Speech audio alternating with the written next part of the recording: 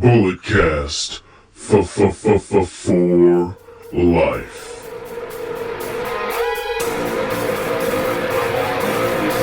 Get up! This is a revolution! This is our time to rise! Ladies and gentlemen, you know the name, you know the voice, you know exactly why I'm here. Just in case if you don't, I'm a 24-year-old piece of gold, the greatest sports recreational podcast from the world today, and I'm still your current reigning, defending Bulletcast champion, just like Kyle O'Reilly, Bobby Fish, Roddy Strong, and Adam Cole, baby. This title reign is hashtag forever undisputed. For life, brother. Yes, I'm the microphone messiah, but you know I never do this alone. He's my tag team partner, the Jim to my J, the Tully to my Arn, the Stevie Ray to my Booker T. Ladies and gentlemen, he's like Austin. He's the biggest box office draw when it comes to digital media audio, the Canadian Destroyer. Brandon Tanguma is on the line. Let it sink in, guys. Feel it. He's my own version of the Texas rattlesnake. He has a sailor's mouth, and he likes to drink beer. Brandon, how are you doing on this fine Thursday afternoon? Well, Phillip, that was quite an introduction there. I'm flattered. I mean, I got to agree with you. I do like to cuss, and I do like to drink beer, so if you're going to compare me to the Texas rattlesnake, maybe my favorite wrestler of all time, you're just going to have to stay tuned to find out, because we're going to be doing a list of that very shortly one of these days. Yes. Probably. We'll get that out. I know we had a fan mail about that. It was supposed to be recorded within the last couple of days, but things happen. Anyway, we're not here to talk about that right now. We're here to talk about the week that was in professional wrestling. We have to start off with The Undertaker Last Ride Part 4. It was after Backlash, which had the greatest wrestling match ever on it. I don't know if you guys know that, So, with this one, it's still Taker trying to figure out when's going to be the last time, and they talk about the Goldberg match and all this other stuff. Brandon, what was your takeaways from this episode of The Last Ride? Well, Phillip, I definitely did watch this, but I also did watch a recap of it on What Culture, so I actually do know what happened on The Undertaker Last Ride, and it's getting a little sad. The Undertaker, it's kind of like what we keep saying, even from the outside looking in. It's like he keeps trying to come back, trying to redeem himself for what crappy match he had the time before, but yet it still isn't happening. He still tries to come back, tries to try to chase the old glory days, but it just kind of keeps getting worse and worse. I don't know. They had that what was it? They talked about the tag match he and Roman had against Drew and Shane. Taker looked good there. He did, He looked very good there. But obviously, I mean, we know he wants to go out in a stadium. Sam Roberts just had him on his podcast this past week, and that's what Taker wants to do: go out in front of the crowd. And you know what? I think if he works AJ, he'll get a good enough match out of that to where he'll be proud, and he could eventually walk away. Yeah. Well, I mean, that's usually what happens is you might have like a crappy outing, but then you'll have like one decent outing, and you're like, see, I still got it. I can still do this. But then when you try again, then sometimes it gets worse and worse. And then maybe you try one too many times and you seriously hurt yourself. Hopefully it doesn't happen, but in your old age, in your advanced age, like the Undertaker is, maybe sometimes just because you can do it doesn't mean you should do it. Yeah, I mean, he's trying to chase that feeling from the two with Shawn and then the two with Hunter and the end of an era and all that stuff. Where I mean, you have to look at the guys you were in the ring with. Shawn, probably the greatest in-ring performer in the history of the business, and Hunter, very, very close in that argument. I mean, dominated the game, no pun intended there, but for a quarter of a century is what we've seen with his celebrations or whatever. The point being, you're in there with guys who are two of the best caliber athletes in the game. Now, they do have those in WWE, but who would be the right fit, Could a Seth Rollins come into the fold and, do his Messiah talk, and he talks about how he wants to end something that's been dragging on for too long, and that's the career of the Undertaker. You could go that route, or you could have one of the veterans. You could have Randy step into the fold because Randy's accelerated right now with what he's doing. It's probably some of the best work of Randy's career. So I mean, there are options, or you could have him and AJ traditional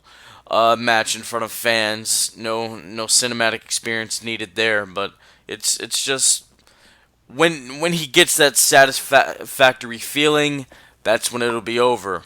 And if he has another bad outing, he's gonna keep going until he feels as though it's time to end it.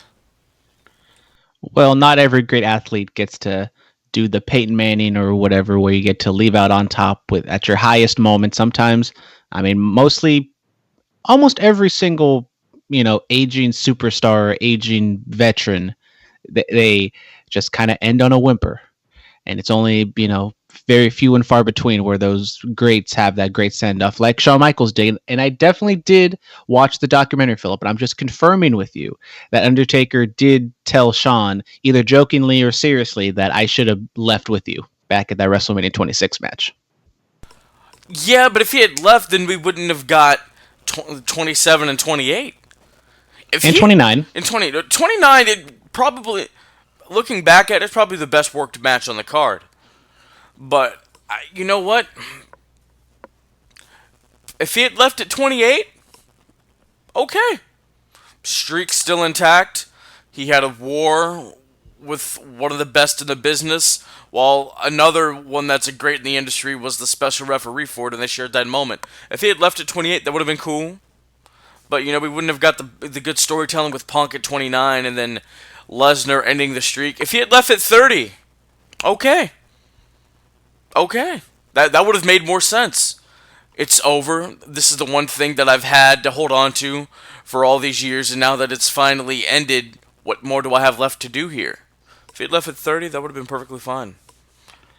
I've always felt like with The Undertaker, and especially when the streak was still a thing, that you definitely should kind of explicitly hint or say that this is the last ride. I know they've kind of said that. I think they've even used that as a tagline for a match or two. But back in the day, I mean, even maybe now, they're going to definitely advertise that if Undertaker comes to the conclusion that this is it, that's what the match is going to be advertised as, is his last match. Or, we're seeing more of a human side to The Undertaker now. Does Vince come out and say, I love you, but, kind of do what he did with Rick. The next match you lose is going to be your last. Vince really hasn't been a central figure in WWE recently, so I don't know if it would just kind of be out of the blue for him to come out and be a main storyline with the Undertaker.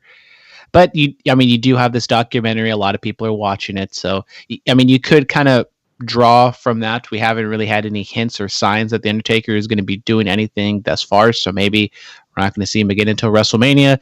I know people have a soft spot for him at Survivor Series because that's when he debuted. But if the Undertaker just wants to come back once a year and have a match, hopefully it's, they could be as successful as that Boneyard match was. But now we're starting to see that with the Viking War Raider Street Profits that maybe the cinematic matches in WWE at least have kind of jumped the shark. That's a possibility, and I forgot to mention, they mentioned AEW and StarCast in this episode. So, they pull up the StarCast graphic, Taker was like, all right, well, because he got on social media, and he was like, I'm going to start doing, these conventions, and Vince calls him like, what the hell are you doing?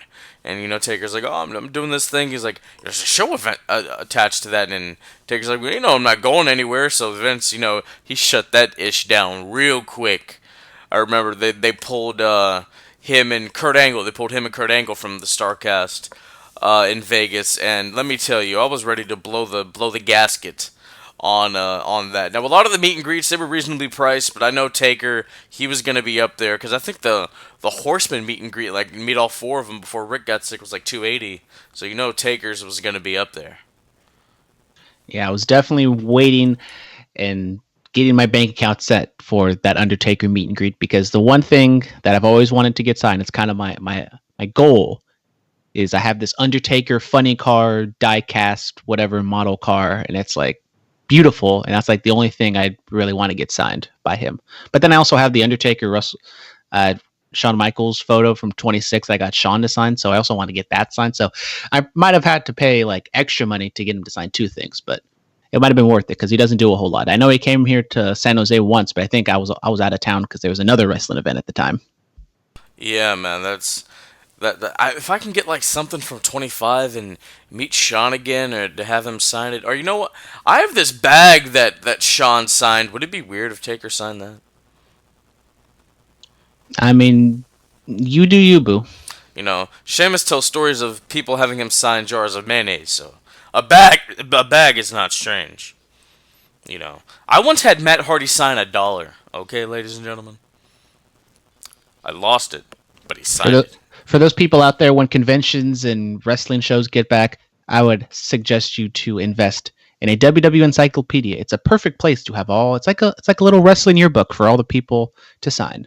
And if they're not in there, you can just sign the front page or the inside blank pages of the encyclopedia.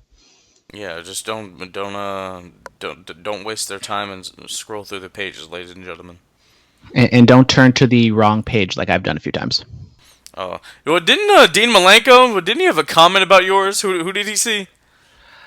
Well, speaking of Dean Malenko, this was also at StarCast. I go to meet Ricky the Dragon Steamboat, and I perfectly marked every single one that I knew I was going to meet that day. And I accidentally turned to Dean Malenko instead of Ricky Steamboat, and then I made a joke about how no one says you look like Dean Malenko. Completely no-sold my joke. It's whatever. But then, yes, I go to meet Dean Malenko like a half hour later, and he like fakes that he's going to scribble out Deborah. And for some reason, I thought it was Sable. I didn't like put two and two together about who it actually was. But he was like, "Oh, you know," I told him, if you want to scribble it out, go and do it because I'm probably never going to meet her. And he was like, "Huh, lucky you." And I was like, "Okay." Dean Malenko, not a big fan of Deborah. So you met the dragon? Did you I said something stupid to him, and I was like, "Oh, of course he's heard that before." Did you say something stupid? Well, that was kind of my thing. I said something stupid where I turned to the wrong page, and it made my joke, and then he just looked at it, no-sold my joke, shook my hand, took the photo or the picture, and walked away.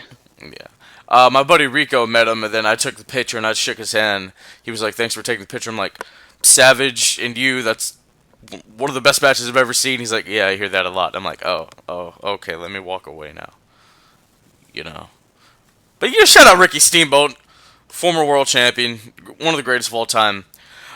Former Intercontinental champion. Speaking of the Intercontinental Championship, the finals of the Intercontinental Championship tournament were held on SmackDown this past Friday, and the phenomenal AJ Styles took claim to one of the most prestigious championships in the world of professional wrestling. He defeats a former Intercontinental champion, Daniel Bryan.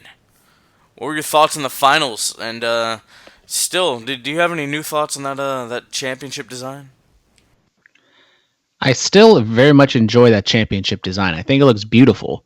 But if it was let's say if that was the 24/7 title design or the new cruiserweight title design, I think it would be perfect. But I think with the history and the lineage of the IC title, I think if you just kept it with that same nameplate, I think even if you wanted to change it, you could have just went back to the black strap. I think it could have looked kind of changed it up a little bit different from the white strap, and it's a little bit more durable. But the design itself, I like it. But I think just with the IC title, I know they're changing titles.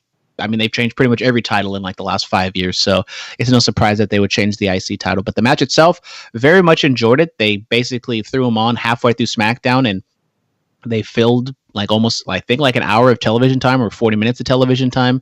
Really good match. Sucks that there was no fans in the crowd, so it's kind of hard to gauge how good the match really could have been. But I think even with the trainees in the Performance Center, it still was a fantastic match, different than what they've wrestled at the bingo halls and in ROH and some of the other indie matches that they've had, which I think we've maybe even had a match pick of theirs a few months ago. But these two guys definitely are familiar with each other. They've wrestled each other a lot on the indie scene. Not really sure how many times they've wrestled each other in WWE, but it definitely had a really good match, and you can tell they wanted to put on a good show.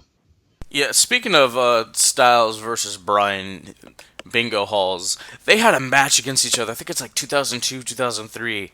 They're in like a not a bingo hall, but like a little dining room hall, convention hall, whatever it is. Kind of like that trash promotion in Newark, that what they run in there, that venue. But the point is, Styles versus Bryan. It was like 23 minutes, one of the best matches I've ever seen. And that's before they've really gained all that knowledge and being on the big stage and all these great moments. To be that young in their careers and having that kind of a match, oh god. And that's kind of the beauty of indie wrestling. You can see guys have fantastic matches that no one's ever seen before. I went to the Roland Alexander Memorial. It was like 1 o'clock in the morning. I watched like a 30-minute draw with Timothy Thatcher and some scum from Reno that I thought was maybe one of the best matches I've ever seen. And only like maybe 20, 30 people were there to see it. And I thought it was fantastic. Wow, you've been putting over Charlotte as of late, Randy Orton, and now Scums from Reno. Brandon, are you having a change of heart? Definitely not. Okay, okay, all right, all right. I just wanted to know. But yeah, I mean, Styles and Bryan, they did good business. A lot of submission wrestling. Bryan doing inverted surfboards, and I thought he was gonna lock in the Muda lock for a second. But it was good-ish by these two gentlemen. Congratulations, AJ Styles, the new WWE Intercontinental Champion, and I still hate that championship design. I'm sorry, ladies and gentlemen. All right, Edge tears his tricep in the greatest wrestling match ever. At least it wasn't his neck. Let's all be very thankful for that. So this apparently he's going to be out for 4 to 8 months. Brandon, thoughts on the Rated R Superstar getting hurt? Well, I hinted a little bit at that during our Backlash recap, and unfortunately, the news is true. I thought he played it off well. I couldn't really see any point in the match where it hurt, and he was like really, tending to it. But that's just kind of the beauty of adrenaline. You can get seriously injured, and yet you don't really feel anything. But it definitely sucks. I mean, Edge only wrestling 3 matches if you include the Royal Rumble, and now he's out for 4 to 8 months. I think you can go back to the Randy Orton program if you want, but yeah, it just definitely sucks. I mean, you're worried about one thing, and that's kind of what happens sometimes. Is you kind of you tend to protect one area, and then that just leaves another area vulnerable. Obviously, it's probably not the case because it's a tricep. It's kind of hard to like protect a tricep, but yeah, I mean, it sucks for Edge, and I thought he was doing really good work in the promo side. The match itself. The matches, as I said, I really didn't like the WrestleMania match. Thought the Backlash match was pretty good. I need to go rewatch it back with kind of fresh eyes. But yeah, that's just the way the cookie crumbles sometimes. It is the way the cookie crumbles, baby. I did go back and watched it a day later, and still, we have a fan mail about it. We'll talk about that once we get there, but I still think they did do good business.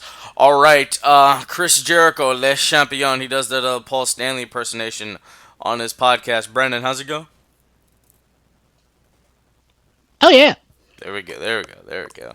Yeah. So he did an interview with What Culture, and he talked about what he's been doing with his new band Quarantine and AEW and the stuff with Orange Cassidy, and he talks about if WWE let go of all, he talks about all the let go WWE talent. He's like, we're not really interested in a couple of those guys, but I think the one guy we would really want is Roman. To kind of just let him be him, let the reins loose, so to speak. So, Brandon, what are your thoughts on Le Champion wanting the big dog in AEW? Well, I definitely did see this interview, Philip, but Roman in AEW, I think it's always been kind of a question of what could Roman do if the chains were taken off the big dog. And AEW, I mean, we've seen what happened with John Moxley. I think he's been doing a lot of good work. We've seen what Brody Lee's been doing. It's been kind of hit or miss. But with Roman, he comes across like a cool dude in interviews and stuff. But for some reason, in front of the camera, something just hasn't really clicked with the audience. I think if he were to come to AEW, he definitely would be a heel. And if he's that top heel, and even, I mean, if you just plop him in right now with a babyface John Moxley against a heel Roman Reigns or Joe Anoa'i, that could do some serious business, I think.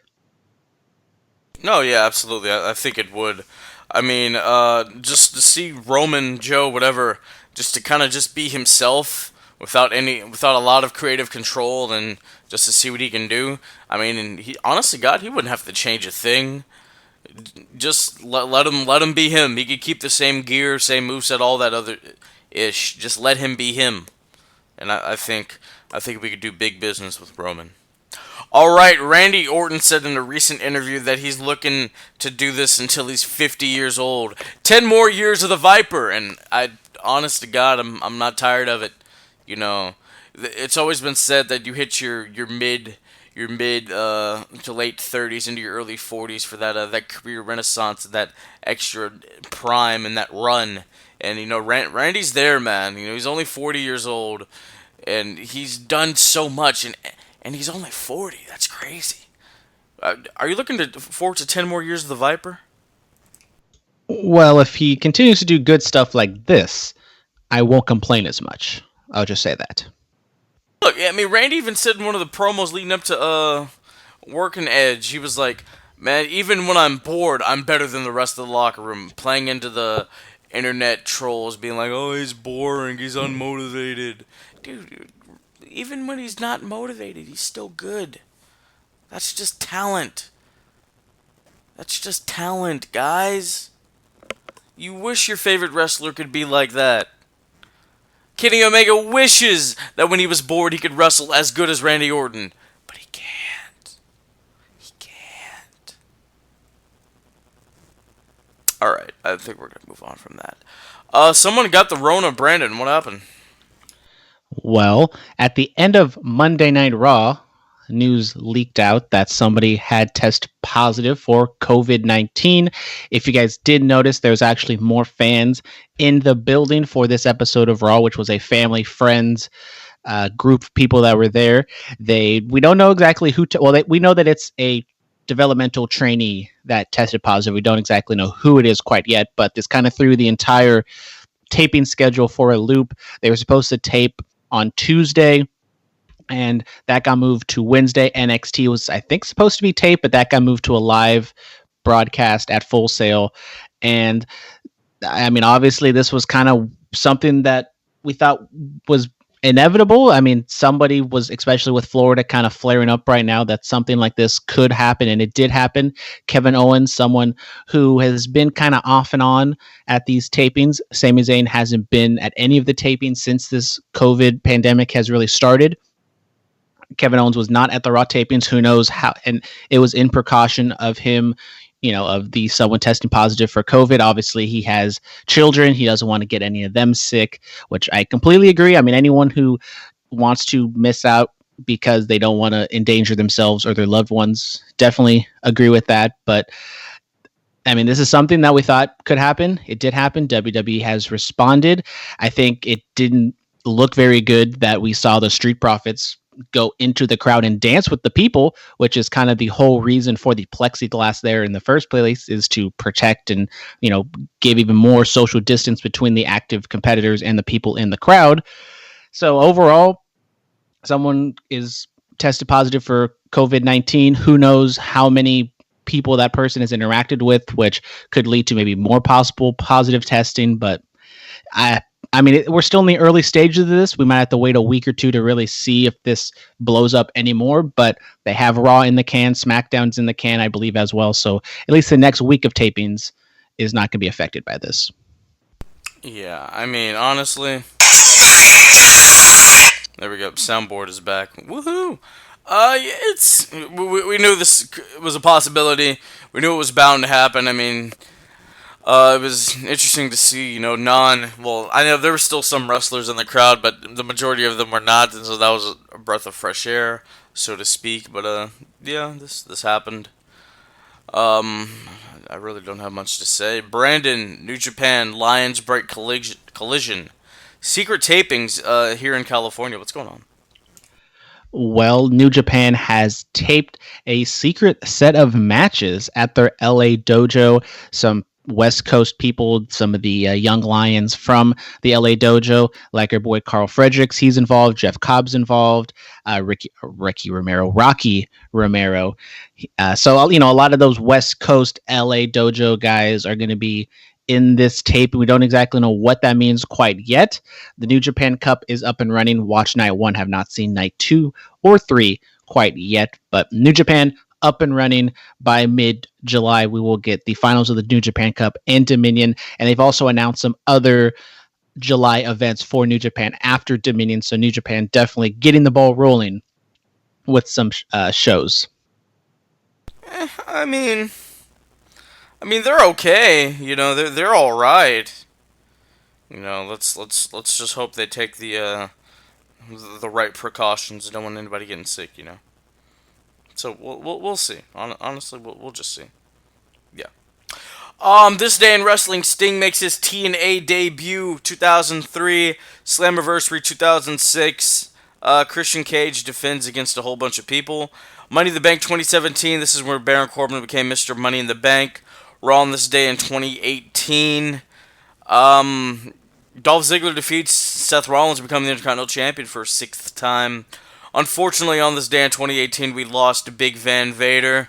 It's time. It's Veda time. Vito, remember Vito, from the FBI, Fully Blooded Italians.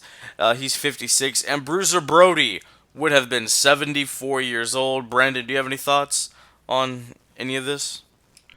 Not really. We got some more Christian Cage. Big Christian podcast today. A little bit of him coming up a little bit later. But Vader, Bruiser Brody, 2 of the best big men, super heavyweights of all time. Absolutely. I love the soundboard being back. It's fan mail time, guys. Let's do it. Let's read it. Let's read it all.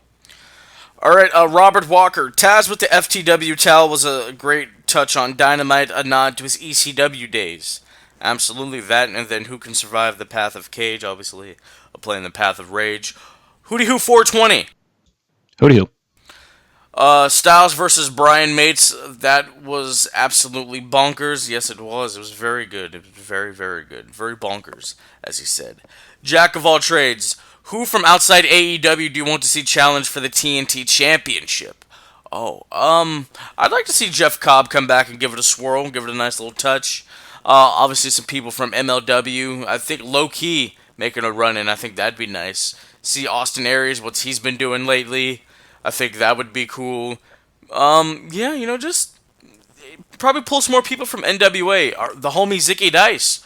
I'd love to see him have a shot at it. You never know. Brennan?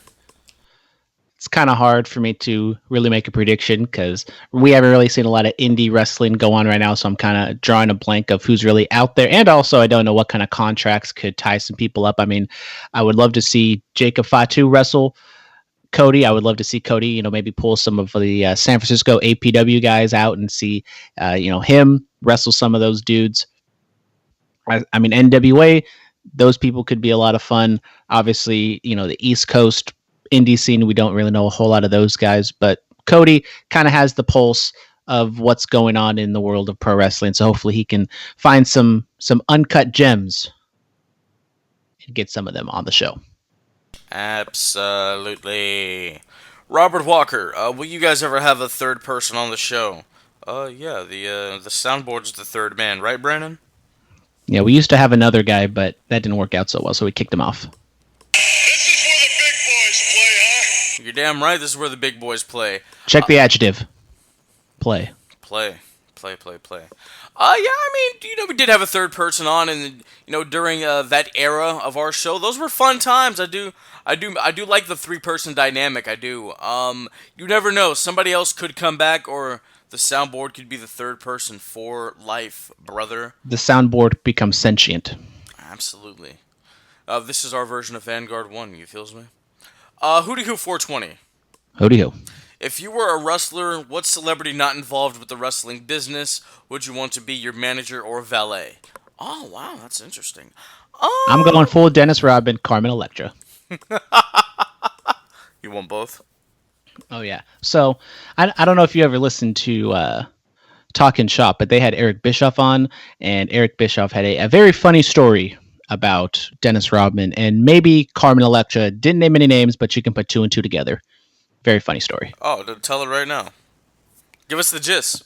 Well, let's just say that they had an early morning call time for Howard Stern, and Dennis Rodman was not answering his phone. He wasn't, answering the door. So someone gave Eric a key card to his room. He goes in there, and he proceeds to walk in to Dennis Rodman doing work on a young lady, and he has to tell Dennis, "You gotta get ready, buddy. We got to go to a radio show." Hey Dennis, after you're done being a couple pump chump, can you come on? We got to go do a radio show. Wow, that's interesting. It's very interesting. So I guess for me, going back to the question, for a manager, dude, DJ Khaled, bruh. I'm just in there doing a move to somebody. He's like, another one and another one. We the best. That'd be great, dude. That'd be fun. And as far as a valet, it's a woman. I don't know. Maybe like a. Oh, or can we pull J Lo away from A-Rod? Can we do that? I think I can make this happen. I think we can do that. That'd be nice. I don't know, something like that. Don't know if you saw the Last Dance, Philip, but Carmen Electra looking just as good as she did 25 years ago. Really? Okay. Maybe I have to. That's a possibility. There's a long list of people that I could want as a valet, but as a manager, gotta have DJ Khaled, or even maybe Suge Knight. He'll keep everybody away from me. You know what I mean? You got it, I mean? Got it, I mean. I think that's the end of the fan mail email portion. Let's go to the DMs on the gram of Insta, and here we go. In Brightest Day X, he sent 4 of them. First of all, I only punched 5 holes in the wall and 3 people in the head after hearing all of the greatest wrestling match ever talk. I appreciate that you're keeping track. Absolutely. Imperium is my new favorite tag team. That's good, man. I was already impressed with them, but Shotzi and Tegan put on a great show. A great showing against the tag champs. Shotzi, that's town business. We already knew how good she was.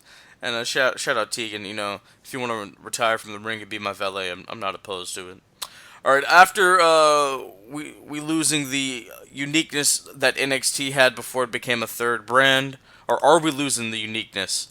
I don't think so, man. NXT, even though it's still been running in the Performance Center, it still felt different from Raw and SmackDown, so I wouldn't say that. It's really the talent, that makes it unique, and I think it's doing just fine. What about you, Brandon? You're the NXT guy. Well, I've not seen this week's NXT quite yet, so I can't comment on my girl Shotzi and Tegan's performance, but I would assume they did quite well.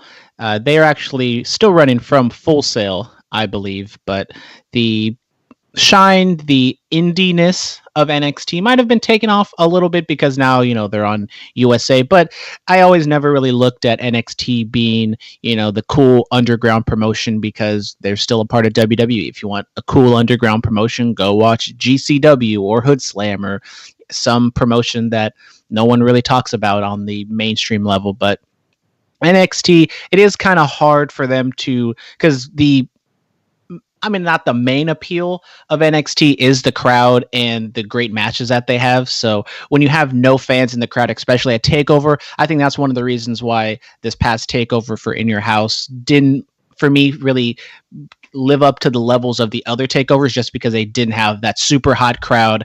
And the matches themselves with a crowd, maybe they could have been boosted a little bit, but right now it's kind of hard to have a fantastic match in front of 20 of your peers.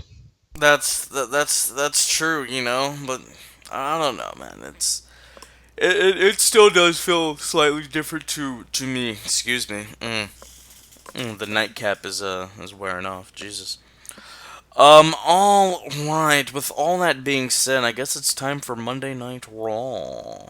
So, Randy Orton comes out and he talks about winning the greatest wrestling match ever. Therefore, he's the greatest wrestler ever. He is one of the GOATs, absolutely. And then Christian comes out there and, they talk about Edge's injury, and Orton's like, I know what you want. You want one more match. So he challenges him to an unsanctioned match because Christian cannot compete because, he retired and all this other stuff. So what were your thoughts on this promo? The promo itself, to kick off the show, I thought it was good. I like the kind of backstage promos and vignettes with Christian. I thought Ric Flair, the promo or the little conversation he had with Christian backstage, I actually thought that was really good. I think that might be maybe some of the best work we've seen Ric Flair do in a while. And I mean, if you get to the match itself, I really enjoyed the way Orton came across and the way he kind of was talking to Christian after the match. Yeah, so the match, Christian comes out there, hands taped, in his street clothes. Of course, he's not going to have gear ready because he didn't expect to wrestle because he's retired. There we go. I like that. And he's got the quarantine body. Yeah, he does have the quarantine bod. So what happened is Flair comes out there, cuts a little promo, and he low blows Christian. Dirtiest player in the game. That evolution tie is still there. And the ref rings a bell, and he punts Christian in the head in 1, 2, 3. And then Orton, he's talking to him like, I didn't want to do this. I told you I didn't want to do this. You should have stayed away. He's like, come on, get him some help. Get him some help. I like that. Orton being sadistic, and then he looks and he realizes what he's done, and he's trying to care for the person that he's harmed. It's different, and I like it. I hope we get some follow-up on Ric Flair. Not saying I want to see Ric Flair and Randy Orton be together for the foreseeable future, but I want to at least get some context in why Rick did what he did. Hopefully he's on the show next week. Maybe he was, let's be honest, maybe Ric Flair shouldn't have been there in the beginning because of the pandemic. You shouldn't have older people, especially with Ric Flair's health issues. Probably shouldn't have been there in the beginning, but let's be honest. It's WWE, it's Ric Flair. If he has the opportunity, he's want to go and perform. So hopefully Rick can have a really good heel promo. And as I said, I really enjoyed the way Orton came across after the match. It's basically what he did with Edge, is he's victim blaming Christian for what he did. He's saying, you're the reason why I did this, even though obviously Randy Orton crossed the line. So I definitely think this is building effectively for Drew to be that babyface, to finally put an end to Orton's punting and decapitating everybody. Absolutely. Speaking of Drew, he's in a winner-take-all match as tag team partners, the 24/7 champion R-Truth. They defeat Bobby Lashley and Montel Vontavious Porter. Drew and Truth successfully retain their respective championships. Yeah, the match itself was all right. I wasn't the biggest fan of Drew McIntyre being a little, angry. Obviously he's going to be angry at R-Truth. He looks kind of dumb putting the title on the line with R-Truth, but it is what it is. And I don't know, we don't really talk about this all that often, but I feel as though the R-Truth character, especially in this day and age of the, Black Lives Matter movement and everything, I really think the R-Truth character needs to be either completely gone or tweaked to be a much more serious character, because the dumb black guy, I think that should not be something that we see in wrestling right now. Or you know what? You know what? He joins Seth. Seth makes him realize the error of his ways, and we get serious badass Ron Killings from early TNA. How about that? How about we do something like that, guys? Well, that first interaction after R-Truth made the whatever tag team match official, Drew had the talking to and was like, make things right. R-Truth kind of had a serious demeanor to him. It's like, okay, I know what I got to do. It's like, okay, we're going to get a serious R-Truth. He's going to come into the match. He's going to have a serious demeanor. He's going to wrestle. And then we go back to R-Truth being R-Truth. Oh yeah, with all the ninjas and stuff and whatever the hell Cesaro was doing. Because as we said at Backlash, all Japanese and Asian people know ninjas. That's a fact. That's the truth, dude.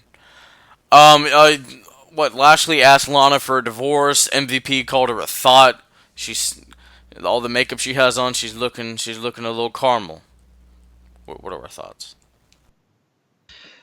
We kind of thought that this was gonna happen eventually. My thing is, I assume Lana's the babyface in this situation, but they haven't really done anything to make her sympathetic. They do the little promo or thing afterwards with her and Natalia, so maybe they're setting up them either being a tag team or Lana managing Natalia. But I would think that Natalia has been leaning towards a heel turn anyway, so does that mean Lana's gonna turn or stay heel with Natalia?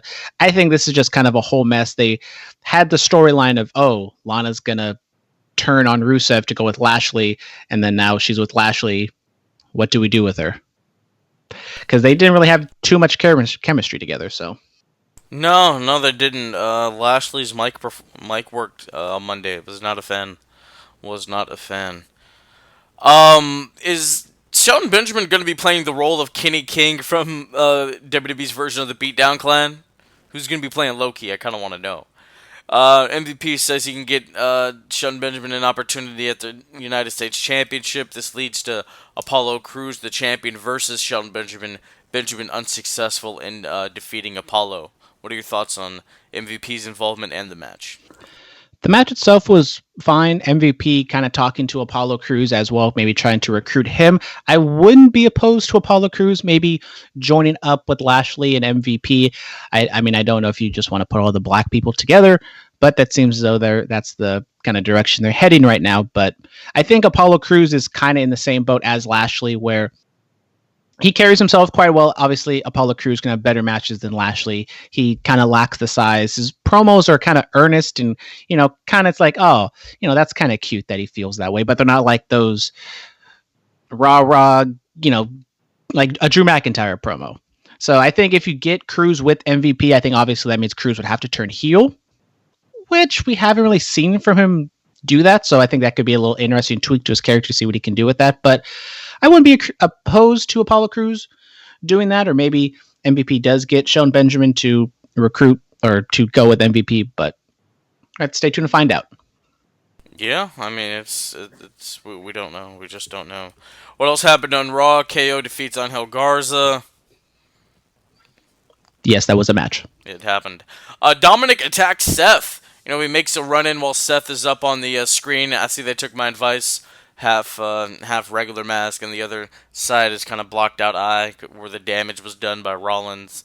And while that's going on, Dominic makes a run in, handles Murphy, tosses up Seth a little bit, and then dips out into the crowd. Yeah, it was short, effective. Dominic kind of gets one over on Seth. You don't have him do too much. I did find it kind of funny that Dominic was able to toss, was it Murphy, into the steps without hurting him, while Nia Jax could not do that with Kairi Sane. Like I said, Kairi had a bad day at the office. I'm not going to blame Nia at all.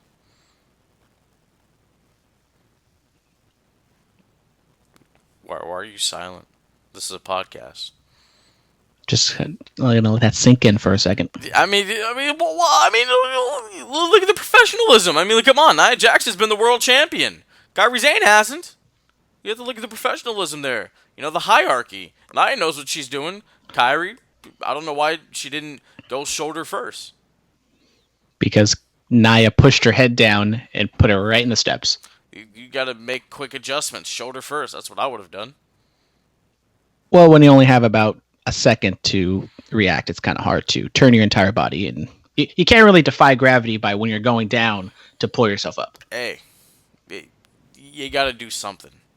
You got defy gravity, Kairi. Come on, be better. Exactly. Don't blame Nia. How dare you? How dare all of you? God damn it. So where were we? We're gonna move on. We're gonna move on. The Iconics, they defeat Liv Morgan because you only live once, and not Nia Jax. Jesus, Natalya.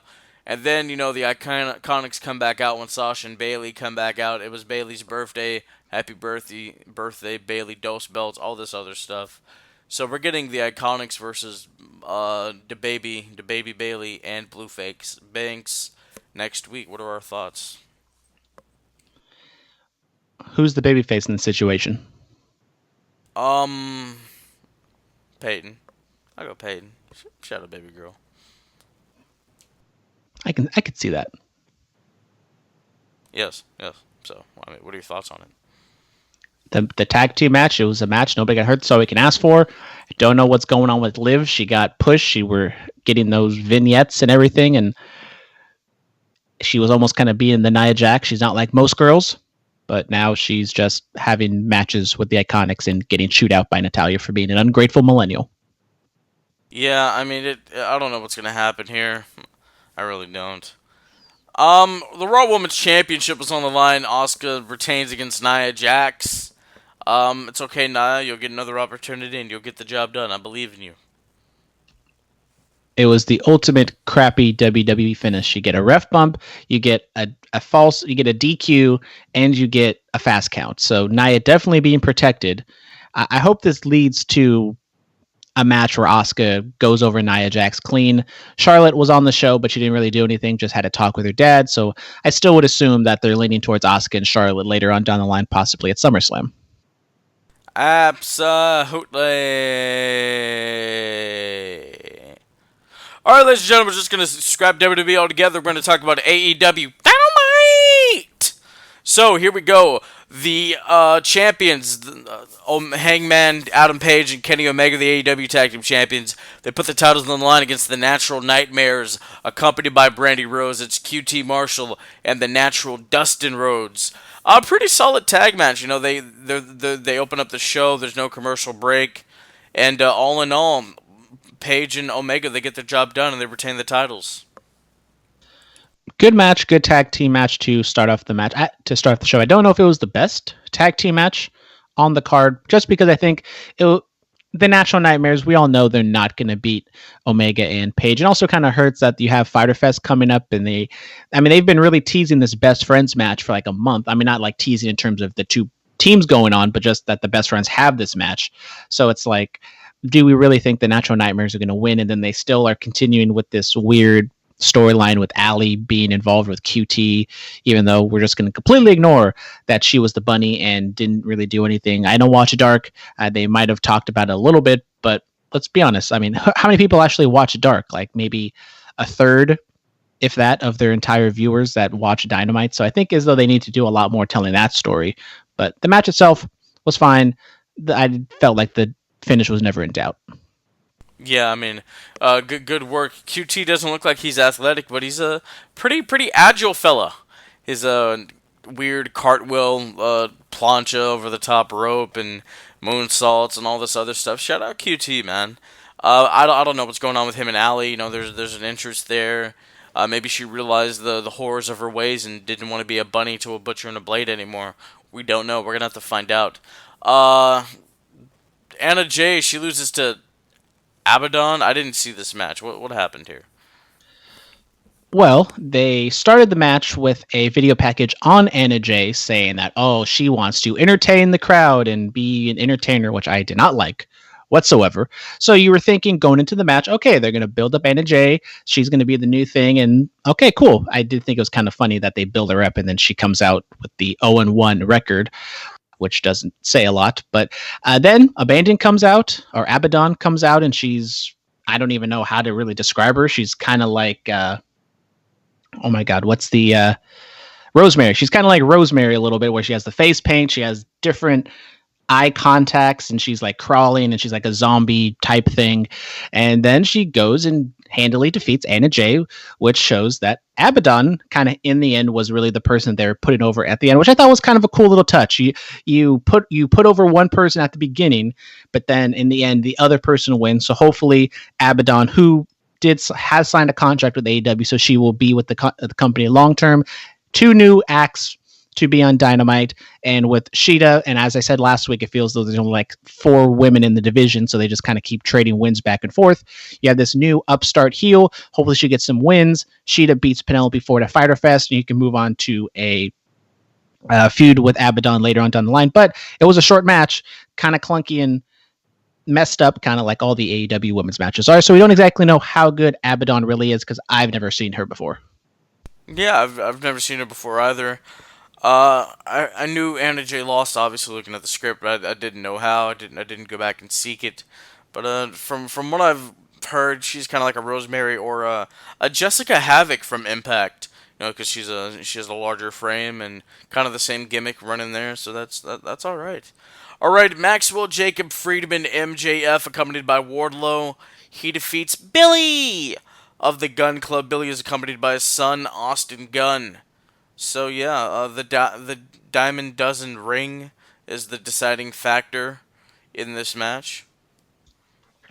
The match itself was fine. I mean, Billy Gunn is kind of one of those deceptively tall guys, so when he just towers over MJF, it doesn't look particularly good for MJF, but he is kind of the chickenish heel where he's gonna, whine and complain and run all over the place and not want to attack the babyface head on. So I think I'm fine with it. MJF ultimately gets the win with the diamond ring, so he gets the win as he should have. But the match itself was all right. Nothing really much to complain here. Maybe they build another match with another gun at Fyter Fest with MJF, which he can get another win. And well, obviously they're building towards a feud with Jungle Boy, which in this day and age of COVID, I know they're testing everybody, but do you really need to have a pull apart brawl with 20 people all getting each other's faces and breathing and touching each other? Yes. How is she going to do a pull apart in wrestling? You don't do it all. We have to have pull aparts. We have to. It's a wrestling staple. Just like Nia Jax hurting people. That's not a how dare you? I give you this great intro, then you're just gonna bury the people I like. What's wrong with you, man? Shame on you. All right, Dr. Britt Baker, DMD. She's passing notes to Tony Schiavone so we can read them on Dynamite.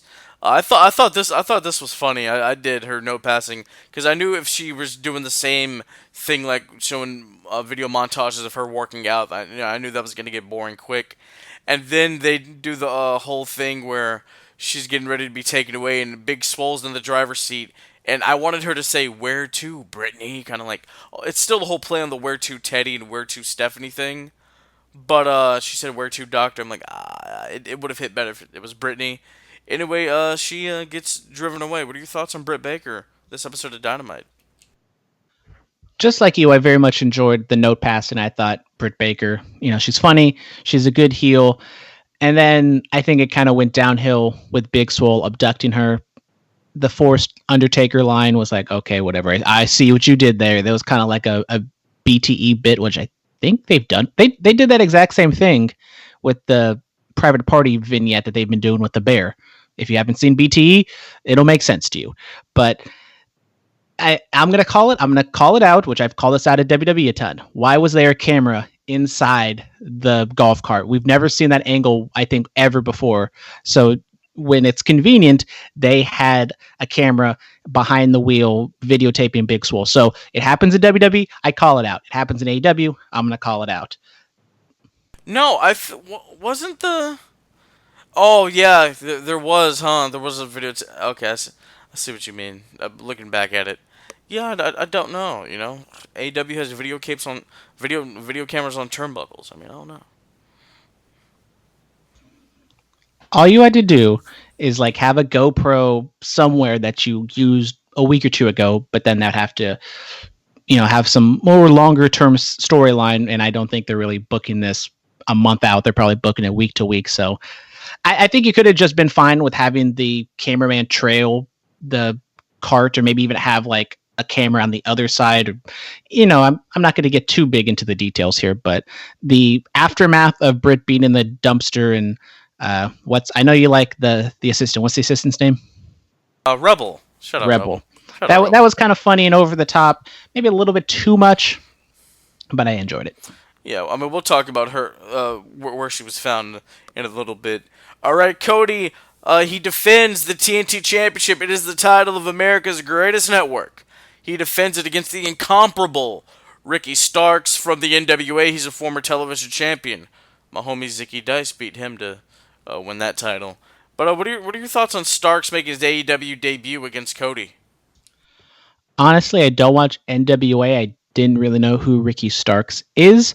The match itself, I thought, was good. Another kind of solid, decisive win to get some heat behind Cody. Definitely they're building towards the Jake Hager match at Fyter Fest. So, a good...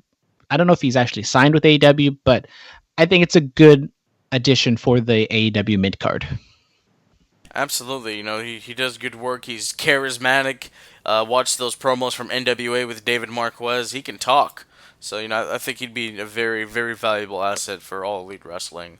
All right, Nick and Matt Jackson, the Young Bucks, they defeat the Super Bad Squad consisting of Super Bad, Kip Sabian, and Jimmy Havoc. I'm just glad they're not Super Bad Death Squad anymore. That was annoying. This isn't much better, but it's a start. You know what I mean? I can see where you're coming from. Super Bad Death Squad, Super Bad Squad. Shorter, more concise. Absolutely. So, what are your thoughts on the Bucks beating these boys? I really enjoyed this match. I think this was the best match of the show. I thought it got really good really late. I know there was kind of some shenanigans going on at ringside with Penelope, Butcher Blade, FTR, and all that stuff, but I thought in ring-wise, I thought they had some good near falls. Oh, the Bulletcast hotline is ringing. But overall, I thought the match was really good, and I enjoyed the aftermath as well. Absolutely. We have the Butcher and the Blade. There's no Bunny because they don't have a Bunny anymore. Then there's FTR. They're top guys. No flips, just fish. Cash Wheeler and Dax Harwood. Yes. Just kind of having all these teams interact with each other. I like that. I like that a lot. Yeah, and they're still teasing FTR and the Young Bucks. It's the match everybody wants to see. And it's kind of a slow burn. I think they're kind of burning a little bit. They're burning a little fast right now just to kind of tease it, but I think they're going to pull back on it eventually. Yeah, it's coming, boys and girls. It's a coming. Then we have Taz and Brian Cage cutting a promo out in the middle of nowhere. Taz, the FTW title, like somebody wrote in. Haha.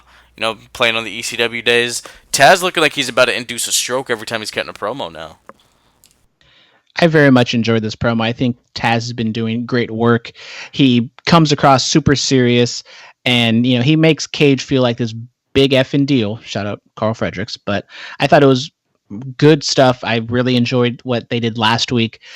And Cage talked. Cage was all right, but I think it definitely showed that Cage is okay in spurts, but Taz carrying a majority of the promo definitely is where it's at. And then Moxley having a rebuttal in a pre-taped promo, I thought that was fantastic as well. Yeah, I mean that's great. You think Taz can still take a bump or two?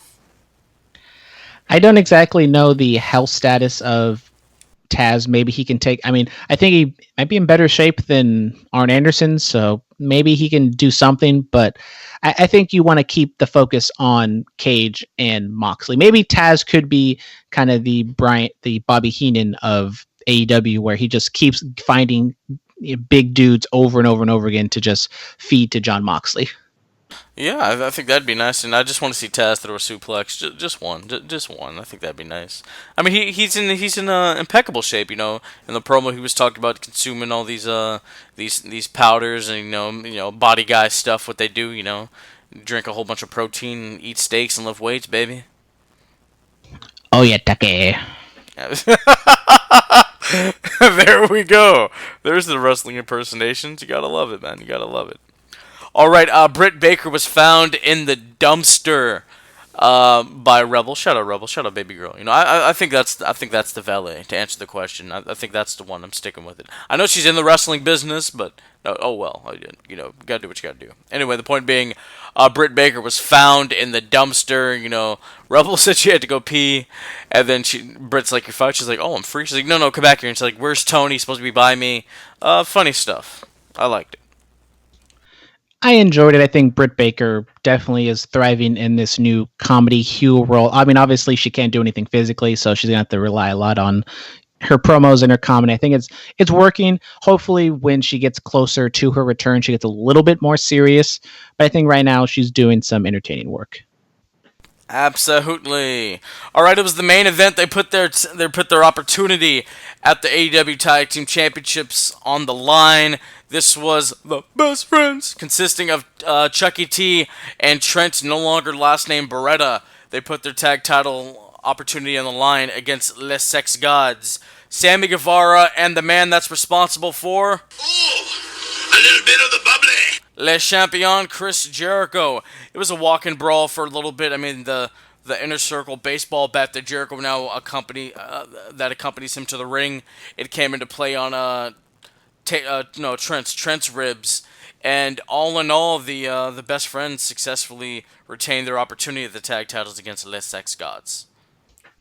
The match itself was okay, as you said, kind of a lot of outside stuff in the match. The finish with Orange Cassidy, I mean, it was kind of cute, but best friends get the number one contendership. Still, it feels like they've been contenders for like 3 months at this point, but we're finally going to get that Omega Page best friends match we've all been waiting to see. Yes, but the match I'm waiting to see, it's going to happen at Fyter Fest. Freshly squeezed blood Orange Cassidy versus Le Champion Chris Jericho. I'm excited for that, dude. I think that's going to be good. Cassidy comes out and he's beating up Jericho. He was looking intense and fast. I loved it. Yeah, I very much enjoyed this. I think this could have been a really big thing if there was a crowd there. I think because this was really the first time we've seen Orange Cassidy be super serious, high energy, high octane. And I think that could have got a huge pop from the crowd, especially if you were telling the story in front of a crowd after the big beatdown, and then you finally get the payoff of Orange Cassidy actually trying, which is kind of the big deal with him. And then now he has the match with Chris Jericho. I'm actually really excited to see what they do here. I would assume Orange Cassidy is going to go for it from the bell, and he can definitely, create movement for Jericho. And I think he's small enough to where Jericho can still do some power stuff and do some quickness stuff. So really excited to see what they can do. Yes, absolutely. I mean, I think it'll be cool. Like I said, Jericho, he's still doing basically all the moves he's done his whole career. The only new thing that he does is with the Judas Effect, the elbow, still dropping drop kicks and lion salts and all that other stuff and enziguris. So I think they'll be fine, and it'll be a pretty decently paced, worked match by those gentlemen. And like you said, I do feel like the best friends have been number one contenders for quite some time, but they're getting their opportunity in a couple weeks at Fyter Fest. All right, Superstar Spotlight. Who do you got? I will go with Edge. I thought, had a really good match at Backlash. Might not have been the best wrestling match ever, but he has a great match, and then he gets injured. So it's probably a long time until Edge gets another Superstar Spotlight, so got to give him his due. Absolutely. Oh, we do. We have another fan mail I didn't see. I'm sorry, ladies and gentlemen. Jack of all trades. After you've had a couple days to digest it, what are your thoughts on the greatest wrestling match ever? Well, my Superstar Spotlight was going to be what's his name, Randy Orton, because of his performance against Christian. Now that we've had a couple days to digest it, I will say this: was it going to be the greatest wrestling match ever? No, absolutely not. But it was basically just an homage to everything that we love about wrestling. The grandioseness. That's why the piped-in crowd noise happened. That's why Howard Finkel introduced them, and that's why they did angle slams and pedigrees and rock bottoms and the Three Amigos. It was an homage to the greatness that is professional wrestling. So I got the angle in which they were going with it, and I thought it was a job well done.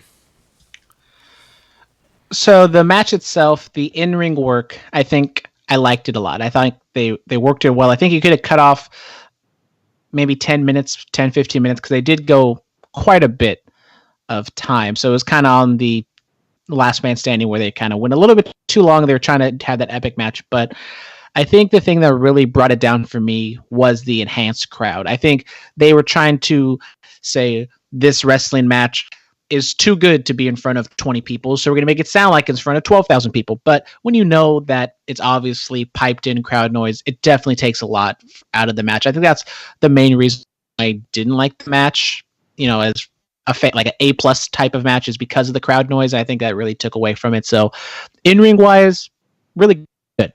But I think just everything surrounding the match itself, I did not like it. Yeah, you see, still the piped in crowd noise didn't take me out of it still.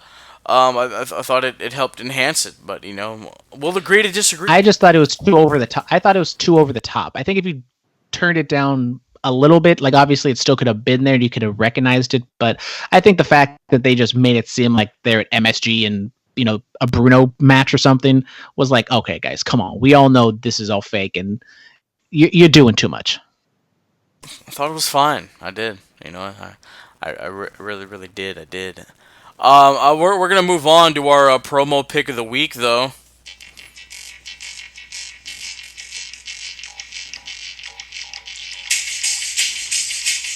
Brandon, whose theme song is that?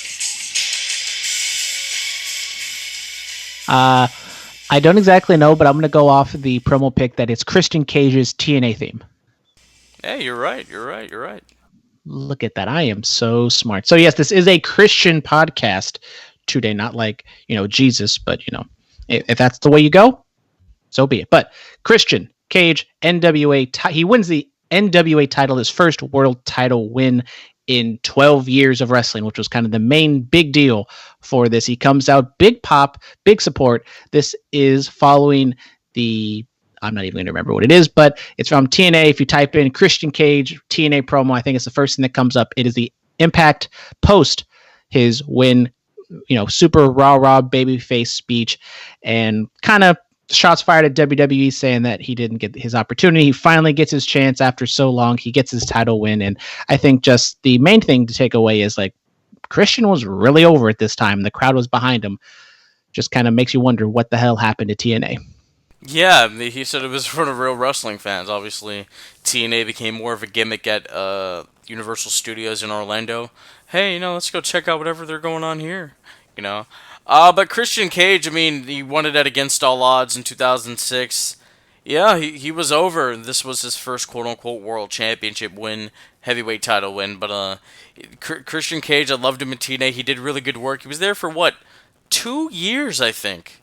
I think he was there for 2 years, or 3. But in that time span, he had great matches and great promos like this. But, yeah, let's talk about the match pick of the week. The theme song for the phenomenal AJ Styles. He goes up against Jay Lethal. No, he's not working his Black Machismo gimmick here, but it's Slammiversary TNA, June 13th, 2010. This is when AJ Styles is wearing the robes and he's trying to impress Ric Flair because, he's a part of the Fortune faction. And, Brandon, what were your thoughts on this match 10 years ago? Really good match. Maybe not love, but I really enjoyed Jay Lethal's work. AJ Styles, prime AJ Styles, where he can athletically do anything you can imagine. TNA Slammiversary, big stage, one of the marquee pay-per-views for TNA, so they definitely wanted to show out. Good stuff. Definitely recommend you guys check this match out. Absolutely. And that's going to do it for Brandon and myself. Follow us on Twitter at Bulletcast, Instagram, The Bulletcast, YouTube channel, The Bulletcast. Email us bulletcast2 and the number 2 sweet swet@gmail.com. Every Thursday night from 9 p.m. to 10 p.m. 99.9 FM KDB in Wattsville, iTunes, Stitcher, TuneIn, iHeartRadio, Anchor, Spotify, Patreon. We're all over the damn place. We're going to try to get you to that top 10 list of our favorite wrestlers of all time. It may come out this week or may come out next week. I don't know what's going to happen. But ladies and gentlemen, in the meantime, while things start to open up, please stay clean, stay safe, stay strong, and for the rest of you that don't want to go out, stay quarantined. Red alert, this is gonna nerd. When your face is in the dirt, you'll know your death is what I seek. This has been the Bulletcast. Thank you for listening.